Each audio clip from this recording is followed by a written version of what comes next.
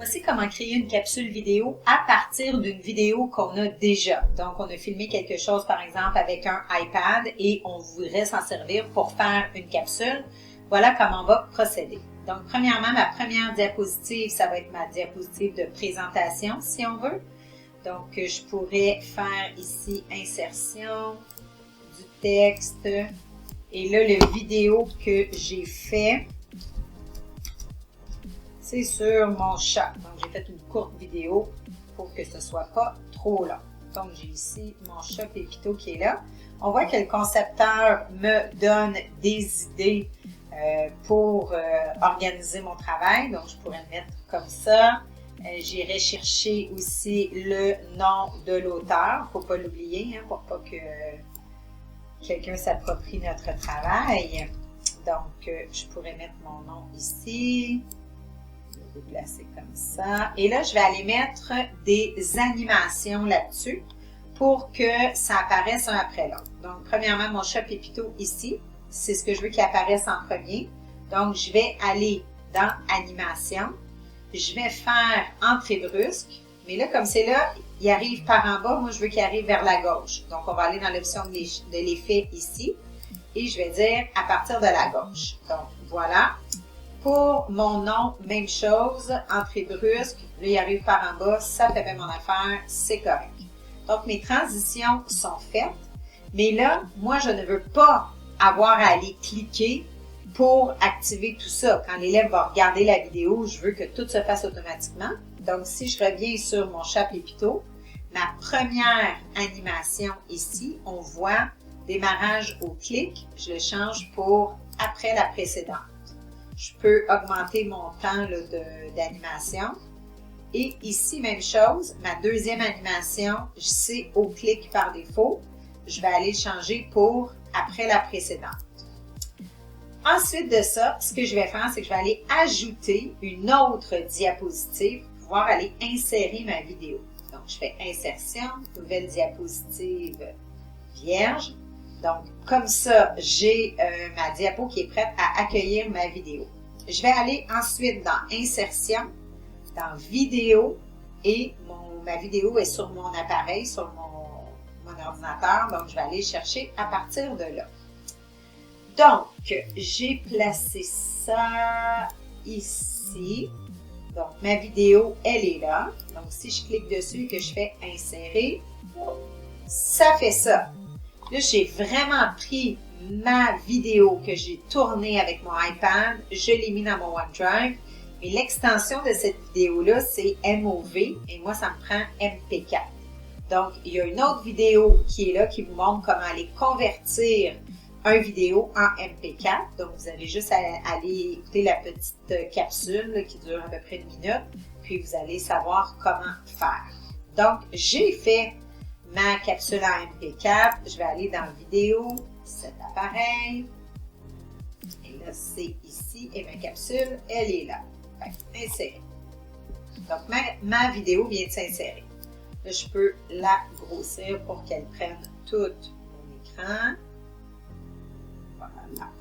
Donc, ma vidéo, elle est là.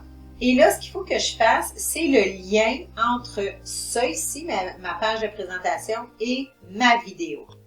Donc, je vais cliquer sur la page de présentation et là, je vais aller faire une transition.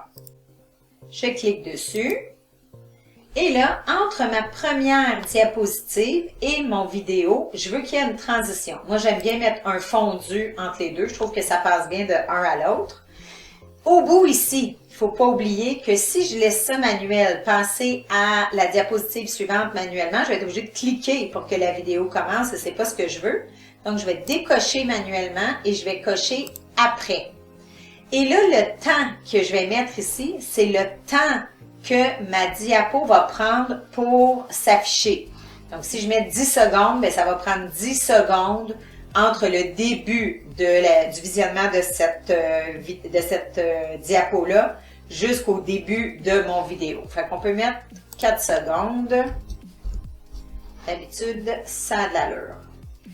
Ensuite de ça, ce que je vais aller faire, je vais aller travailler sur ma vidéo. Je vais cliquer dessus et je vais aller cliquer sur Lecture. Quand ça c'est fait, ici j'ai démarrage. Je vais cliquer sur la petite flèche et je vais prendre l'option automatiquement pour que ma vidéo parte automatiquement 4 secondes après le début de l'affichage de celle-là ici. Donc, on va aller voir ce que ça fait en cliquant sur diaporama. Donc, ça s'ouvre. 4 secondes, peut-être un peu long. Et ma vidéo commence. Donc, voilà, tout fonctionne. Quand j'ai terminé ça, ce que je vais faire, c'est que je vais aller cliquer sur Fichier. Ensuite, je vais aller sur Exporter. Ensuite, je vais faire Créer une vidéo. Tout ça ici, je laisse ça comme ça. Et je vais faire Créer la vidéo. Donc, je peux donner un titre à ma vidéo. Je vais l'appeler Pépito. Et là, je vais faire... Là, il me demande où est-ce que je veux qu'il soit exporté. Là, je pourrais mettre sur le bureau. Là, pour les besoins de la cause, je vais mettre sur le bureau. Et je vais faire Exporter. Et là, vous voyez la... Attendez, je vais juste agrandir ça. Ça, vous le voyez. Vous voyez la petite ligne ici de progression qui avance et qui montre le temps qui reste pour transformer mon PowerPoint en vidéo. Ça prend un certain temps. Ma vidéo a seulement 10-15 secondes et vous allez voir que ça prend quand même un certain temps. Fait que si vous avez une vidéo de 5-10 minutes, vous avez le temps d'aller dîner ou d'aller souper ou peu importe pendant que l'exportation va se faire. Quand c'est fait, on voit que la vidéo est exportée avec succès. On va aller voir sur le bureau pour voir si ma vidéo est bien là. On voit maintenant mon bureau et on voit que la vidéo Pépito, elle est ici. Donc, si j'ouvre ma vidéo, vous allez voir que je vais pouvoir la lire sans problème.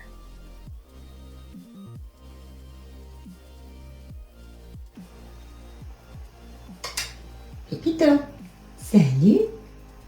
Donc, voilà comment faire une capsule à partir d'une vidéo existante.